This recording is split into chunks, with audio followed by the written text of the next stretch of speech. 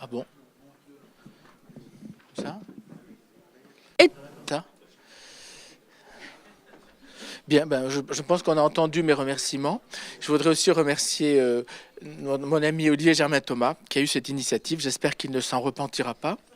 Et je voudrais juste aussi mettre l'accent sur un paradoxe, c'est que vous devez peut-être attendre un photographe, un vrai diaporama avec 200 photos. Or, il n'y en aura que 6 de commentés. C'est parce que je donne beaucoup d'importance à la lecture de l'image et au temps que l'on passe à la regarder.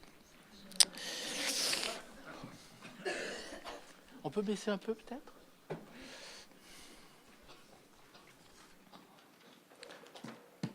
Ah, une dernière chose.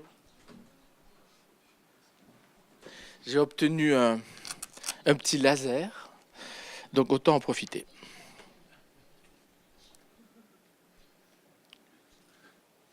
Ça marche. Né en Algérie d'une mère sarde et d'un père sicilien, j'ai grandi en France avec le sentiment aigu de n'avoir pas de racines, de venir de nulle part. C'est la curiosité pour les anciennes civilisations du bassin méditerranéen et avec l'art qu'elles ont produit qui m'a permis de comprendre d'où je venais. J'appartiens à une culture nourrie d'incessants va-et-vient de navigateurs, d'immigrants, d'errants. La Méditerranée coule dans mes veines.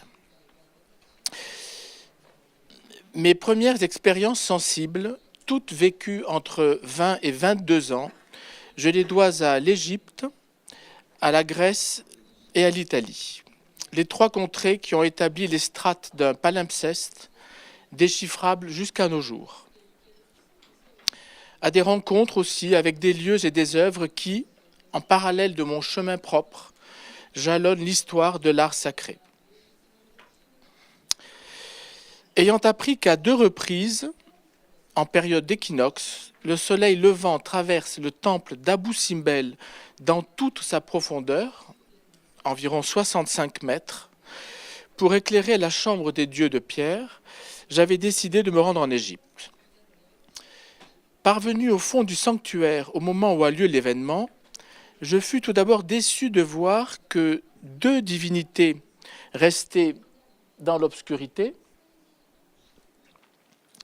et que je ne pouvais photographier la vision fugitive sans inscrire mon ombre dans la composition. J'ai longtemps considéré cette photographie comme ratée, car elle ne correspondait pas à l'image qu'en avait anticipé mon imaginaire. Mais je découvris alors une écriture, celle de la lumière, dirigée par une autre main, celle du soleil. Cette lumière, tout en me révélant le mystère de la tétrade sacrée, inscrivait par mon ombre ma propre présence dans le Saint des Saints. Cette image, je la lis désormais avec émotion, comme la trace de mon baptême par la lumière, dont le sens ne me fut révélé que bien plus tard. Pénétrant à des dizaines de mètres au fond des entrailles de la roche, le soleil n'éclaire pleinement que le dieu Amon et le pharaon Ramsès. À droite, la lumière n'atteint que la moitié de Ré-Orakti, le dieu incarnant le soleil levant. Quelques minutes plus tard, elle ira mourir sur lui, l'enflammant tout entier, laissant à gauche, dans l'obscurité complète, la statue de Ptah, divinité chtonienne, qui ne connaît pas la lumière. Parti au cœur du Péloponnèse en quête du site grec où fut retrouvé le premier chapiteau corinthien, je parvins sous un ciel menaçant à Bassae. Depuis bien longtemps, le chapiteau avait été placé dans un musée éloigné et les quelques colonnes dépouillées du temple dédié à Apollon appelaient la plus grande imagination.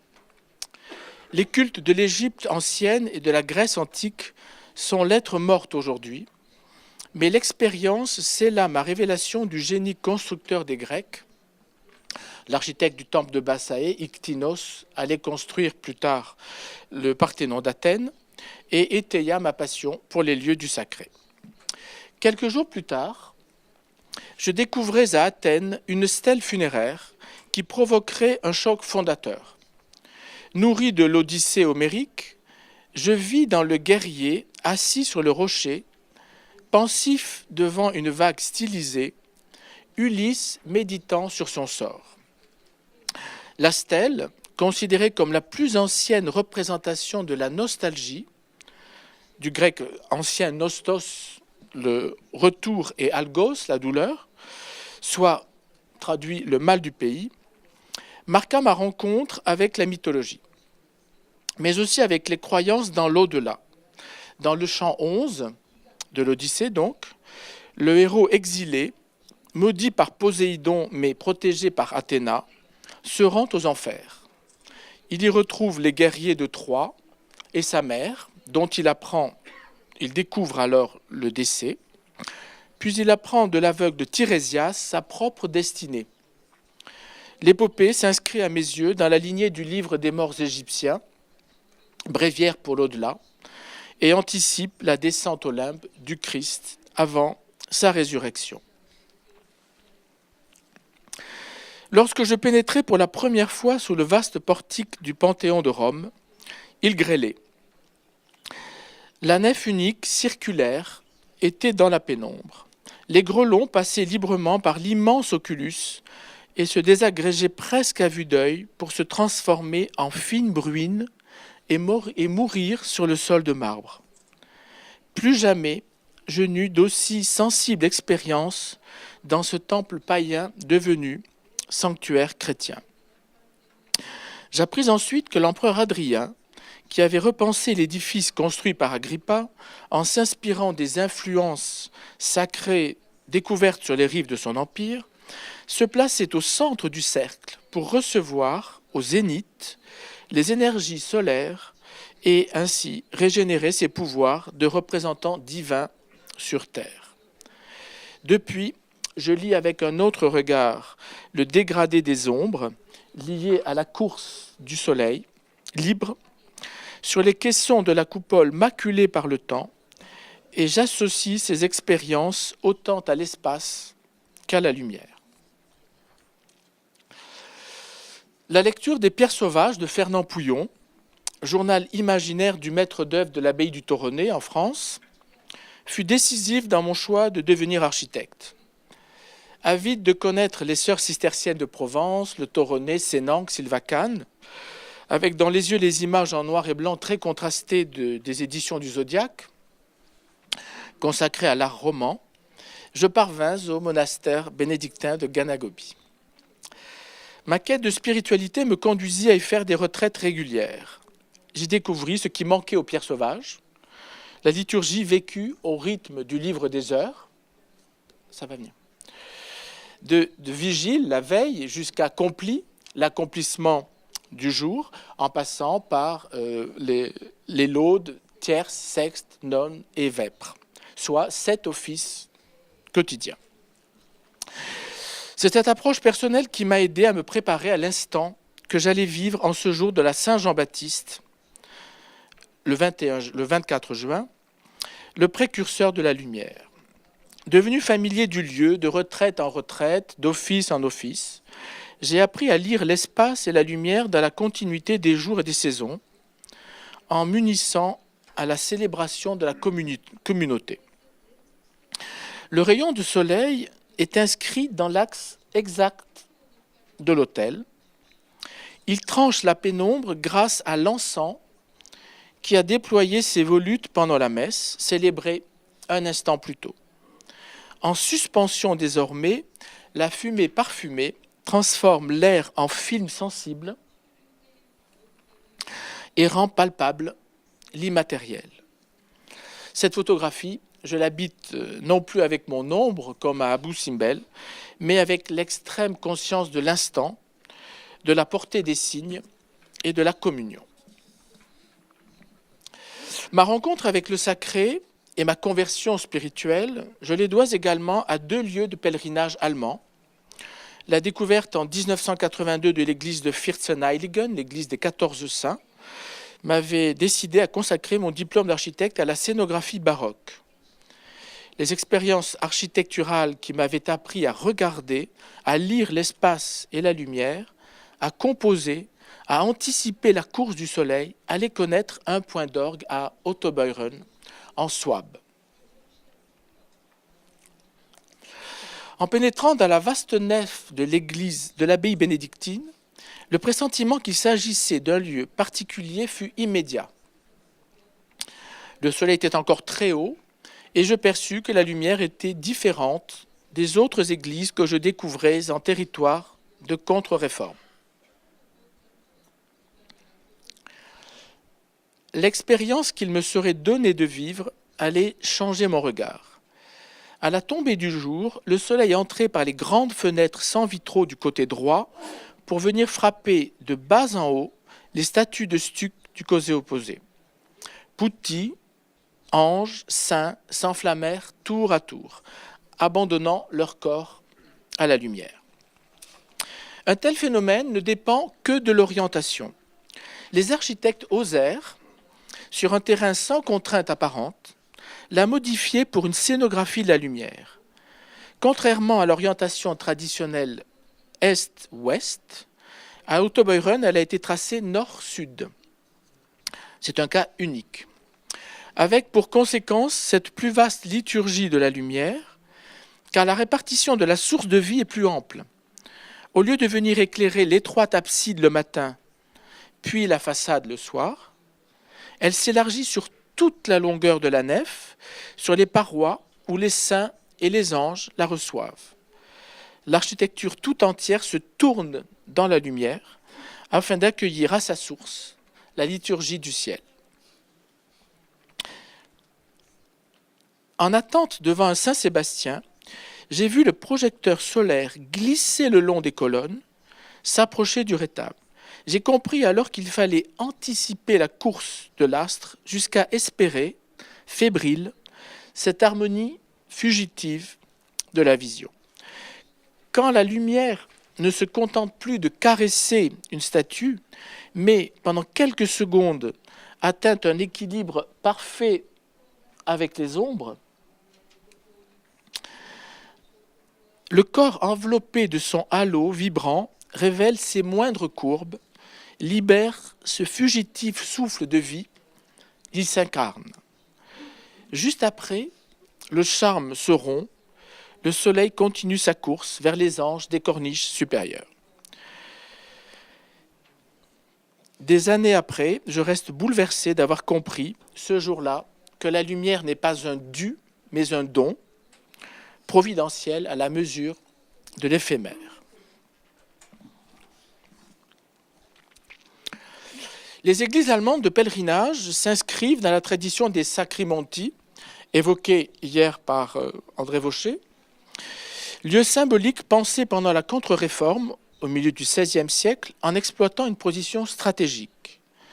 Varese est une des montagnes sacrées disséminées le long de l'arc alpin, ligne idéale de démarcation entre l'ère catholique et le territoire protestant de l'Europe du Nord. La photographie nous arrête devant une chapelle au milieu d'un parcours qui s'organise suivant les mystères du rosaire.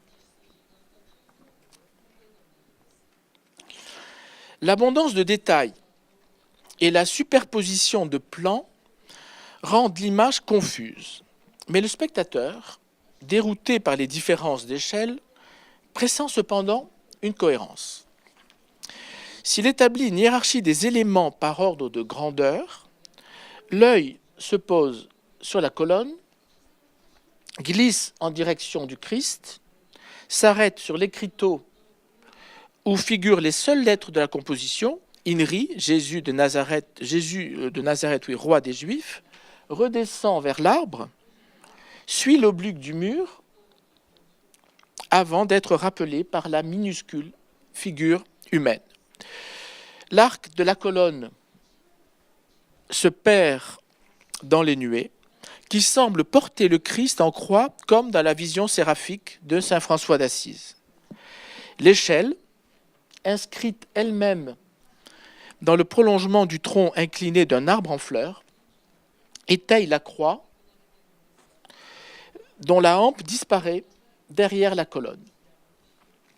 Le mur guide le regard vers un arc,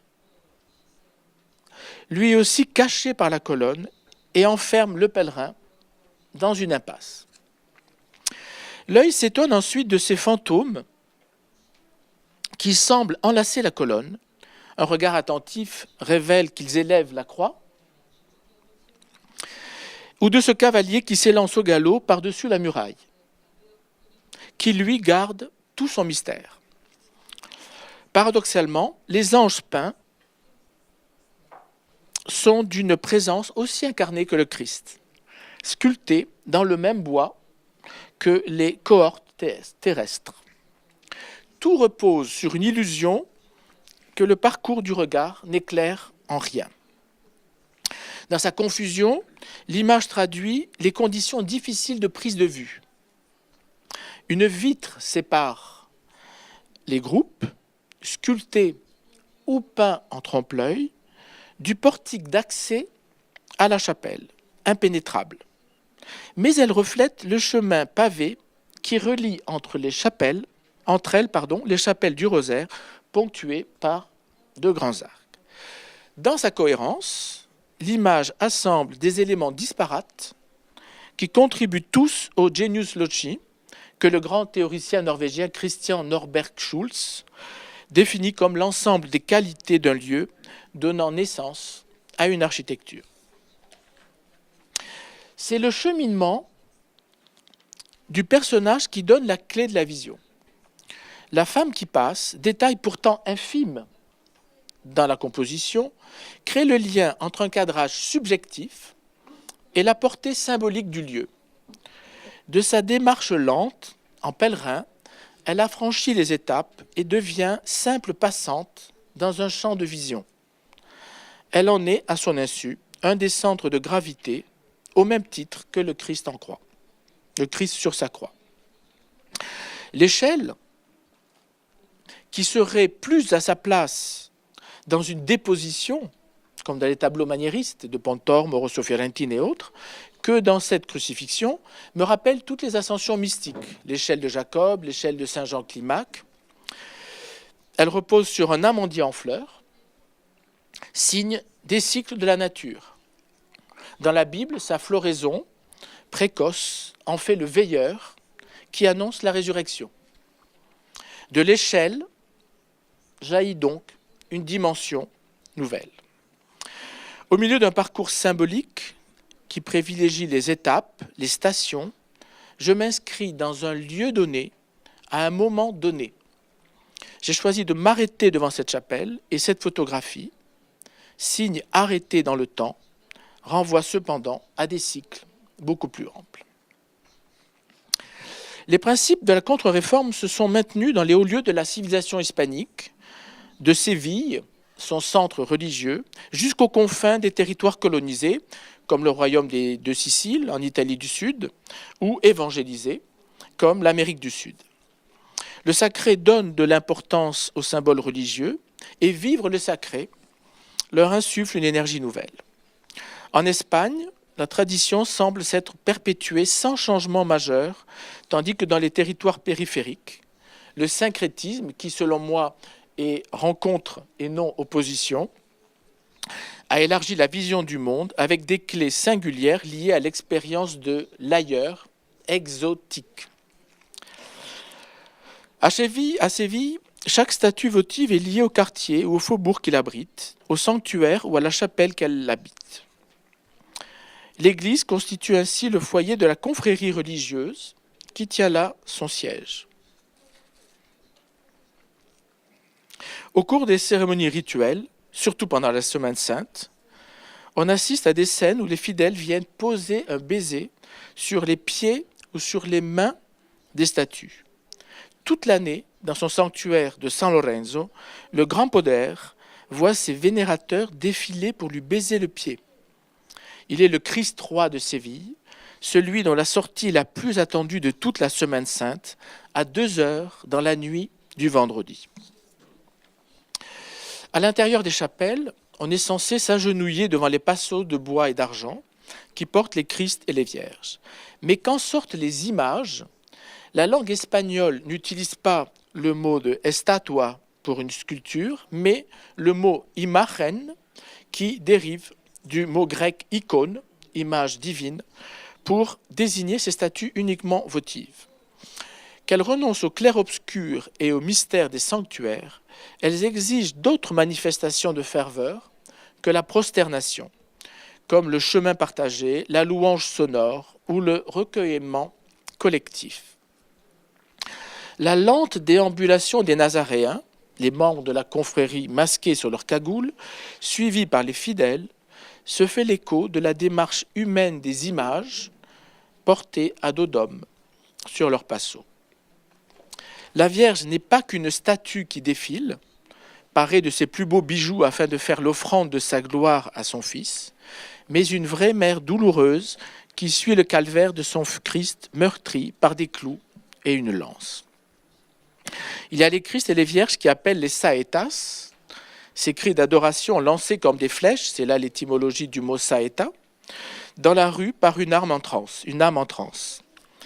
Il y a ceux qui appellent le silence, le grand poder, le Christ del Calvario, le célèbre Christ des Passions, vêtu de sa tunique violette, aidé par Simon le Cyrénéen, à porter sa croix.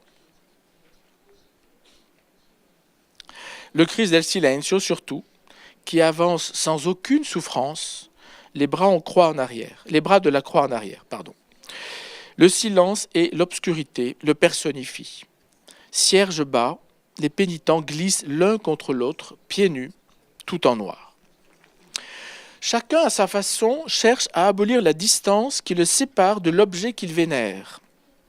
Cette proximité trouve une résonance chez les pénitents qui tracent, l'un derrière l'autre en rang serré, le chemin du Passo au cœur d'une foule compacte, immergée dans le labyrinthe des ruelles. À Séville, s'il ne suit pas le cortège, le fidèle attend longtemps, dans l'incapacité absolue de se mouvoir, la sortie silencieuse d'une image. Une foule ne fait silence, le plus souvent, que dans une église. Synonyme d'intériorité, le recueillement se propage à la rue, qui devient, comme l'architecte Louis Kahn nous l'a enseigné, une pièce communautaire. La ville entière est parvis, nef, hôtel, où plus personne ne s'appartient. Le seul Christ à ne pas sortir en procession est le Christ de la humildad, le Christ de l'humilité, placé alors à hauteur d'homme et que l'on pourrait caresser. Proche et inaccessible à la fois, comme toute statue espagnole, il reste humain. Sur lui se projettent les vœux des fidèles. À la différence des vierges, une vierge espagnole n'est que visage et main. C'est une icône sans corps, vouée à être recouverte d'un manteau. Les Christ ont un corps, rendu plus vivant encore par la représentation des sévices et des stigmates de sa passion. Cette image traduit la notion de proximité dans le regard du photographe. Par le choix de la focale, je cadre la réalité pour imposer une vision morcelée, subjective.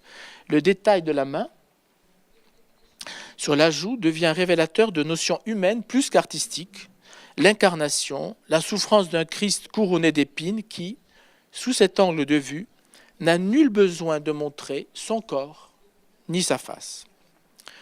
Au moyen d'une photographie qui ne laisse pas indifférent et de détails qui agissent sur l'imagination, se dessine le va-et-vient entre la projection personnelle et un contexte élargi. Le sens général, objectif, scelle alors la rencontre subjective que chacun peut avoir avec une œuvre. Tout autre est l'expérience de vivre une semaine sainte en Bolivie, aux portes de la forêt amazonienne, dans les missions construites au XVIIIe siècle par les jésuites pour évangéliser les Indiens Chiquitos. Les jésuites ont pensé leur mission comme la réduction d'une ville autour d'un parvis. Le christianisme n'a pas voulu que l'espace devant ces églises, en latin profanum, devant le temple, soit un espace profane, mais un lieu où Dieu descend sur terre pour y chercher l'homme. Comme dans le paradis de la Bible, selon l'étymologie du mot parvis. Le soir du jeudi saint, les statues de bois sortent sur le parvis avant la procession du Saint-Sacrement dans le village. Le chemin est élargi aux rues parallèles de la place, mais emprunte les 4 angles. Les passos y font halte au pied d'un reposoir fleuri avant le retour à l'église. Devant chaque image, le maire fait voler un drapeau noir bordé d'une croix rouge. Saint Jean, le Christ en croix, puis la Vierge rentrent en marche arrière dans l'église et, comme à leur sortie, montrent à la foule leur visage et jamais leur dos. On ne montre jamais le dos d'une sculpture. Sur le parvis, le vendredi saint, de bon matin, les gens s'installent sur des bancs afin d'assister au Via Crucis vivant. Le prêtre annonce toujours le déroulement des activités et commentera les stations. Là, Jésus est arrêté, livré aux soldats, jugé par Pilate, flagellé. Le chemin de croix se limite à la place cette fois. La foule accompagne le Christ, jeune Indien, qui chute avec toute sa conviction sous le poids de la croix. La couronne d'épines roule sur la terre ocre. La crucifixion devant la maison de Dieu, le dernier regard vers le ciel dans la lumière rasante, marqueront l'apothéose de cette illustration de la mort du Christ, à laquelle ne manquera que l'épisode de l'écriteau INRI évoqué plus haut. Le Christ, enveloppé de son linceul, disparaîtra dans l'église sans que les fidèles puissent l'accompagner. Dans l'image retenue ici, les axes horizontaux et verticaux tracés par la croix au premier plan sont accentués par le regard levé et par la courbe de l'inscription au second plan. Casa de Dios y puerta del cielo. La mention du verset biblique de la Genèse 28, 17 s'est substituée au titulus, donc l'écriteau INRI, évoqué plus haut encore une fois, cloué au sommet de la croix afin d'ironiser sur l'identité du Christ. Cette photographie est un arrêt sur image qui ne tient plus compte de tout ce qui s'est passé sur le parvis, théâtre de la grande liturgie de la Passion. Seul spectateur étranger, je me suis placé dans l'axe du portail pour focaliser mon attention sur le Christ en croix. La façade servait de toile de fond, mais la dimension des peintures m'a aidé à déterminer le cadrage. Il s'inspire du rapport d'échelle entre le corps de l'Indien, qui semble en suspension, et les vierges peintes de la Nativité et de l'Assomption. La Vierge à l'enfant semble regarder le crucifié. Par sa passion, le Christ, à lui seul, résume tous les temps et donne sens à la gloire de la Vierge depuis la Nativité jusqu'à son Assomption. Avec le temps et mes rencontres dans la liturgie, je me suis autorisé à photographier les rites et les prières. 3 lieux auront nourri à la source, plus que nulle part ailleurs, cette approche de la spiritualité. L'Éthiopie, terre des origines où cohabitent l'animisme, le judaïsme, la chrétienté et l'islam. Jérusalem, la ville sainte par excellence, cœur des religions du livre. Le Mont Athos en Grèce, conservatoire des splendeurs de Byzance. Pèlerinage, procession, rituels répondent à des principes régis par l'orthodoxie. Dans les lieux saints éthiopiens, églises rupestres coptes et sanctuaires musulmans, ou à Jérusalem, sur le mur des lamentations et au Saint-Sépulcre par exemple, il est d'usage de baiser la pierre, au Mont Athos, de baiser les icônes. Photographier les priants tout en priant soi-même, est-ce possible ? Certains, comme Olivier Germain-Thomas, y voient une contradiction. Photographier la prière nécessite de penser la distance, celle du photographe par rapport au priant et celle du priant par rapport à ce vers quoi tend sa prière. Le photographe peut abolir cette distance sans être pour autant sur le sujet. Si je peux prier avec, c'est parce que ma spiritualité consiste d'abord à sentir avec, dans une proximité des corps qui crée la communion. La liturgie chrétienne, prière incarnée dans l'expérience sensible, a été pour moi la clé qui m'a permis d'oser m'approcher de la prière des autres.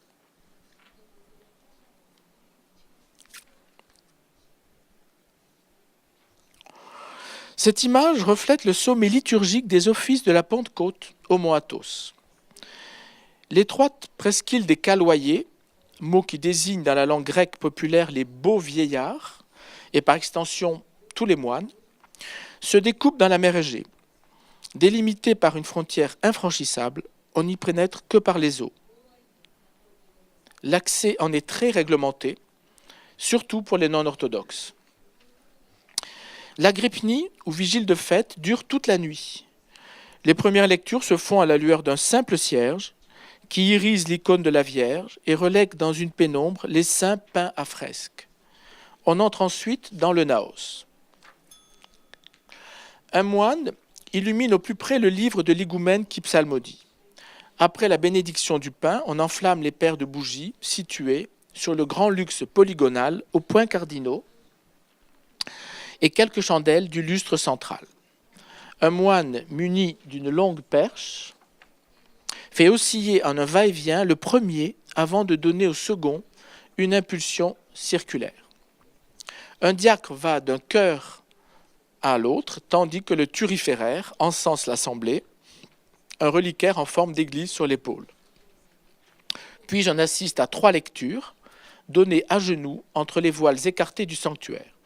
Tous les pèlerins se sont inclinés, le front touchant le sol. Les 2 lustres, toutes bougies allumées cette fois, embrasent le naos. La danse est rythmée par le tourbillon contraire, qui cherche à s'unir. L'Esprit Saint, relié au Pantocrator, le Christ Tout-Puissant, qui se situe dans la coupole, descend ainsi au cœur de l'Église afin de réharmoniser le mouvement du cosmos.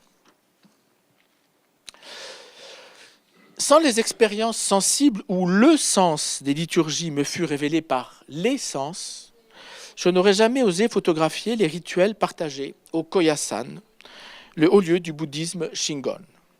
L'initiation au shintoïsme par le prêtre du temple de Nyutuime, au pied de la montagne sacrée,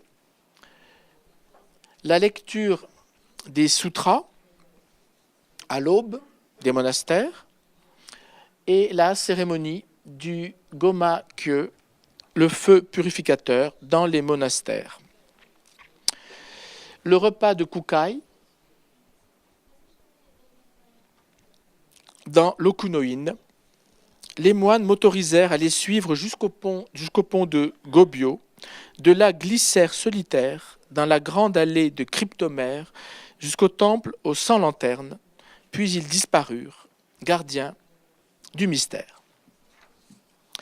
Alors, j'ai là terminé en principe, mais je voulais aussi montrer 3 images que j'ai pu faire le 10 mars, puisque, comme vous le savez, il est très difficile, vous n'avez pas d'autorisation pour photographier le lieu, et je respecte évidemment pleinement cette interdiction, le lapsus est évocateur, mais je voudrais juste vous montrer 3 images qui peuvent refléter d'une approche rapide, tout en restant sensible. Que signifie au fond le tori et son relation avec l'arbre? Il y a comme aussi une prolongation, le bois nu, le bois neutre de l'espace, renouvelé aussi, qui amène justement à relire la patine et la grandeur des arbres, un peu comme les images que nous avons vues au Koyasan tout à l'heure. La seconde, voilà, s'autoriser à prendre cette image, c'est-à-dire de voir au retour du temple quelqu'un qui enlace un arbre. Il est évident que c'est toute une relation liée avec tout ce que nous avons évoqué précédemment, c'est-à-dire le contact avec la matière. En revanche, à quel titre puis-je faire cette image? Je suis étranger, mais je me sens finalement accepté dans ce périmètre. Et puis la dernière, un rayon de lumière rapide, très fugitif, dans un jour de ciel gris, où on voit finalement le passage, c'est évidemment l'expérience du pont de Gobyo qui nous amène dans l'Okunoin de Koyasan, à franchir une limite, un obstacle, et puis juste un moment où le soleil est là, et où tout s'illumine, où la nature reprend finalement ses feux, et une une personne qui vient d'aller au temple ne part pas sans caresser à nouveau le pilier et le bronze. Donc j'ai voulu inscrire finalement le geste dans un cadre beaucoup plus large. Je vous remercie.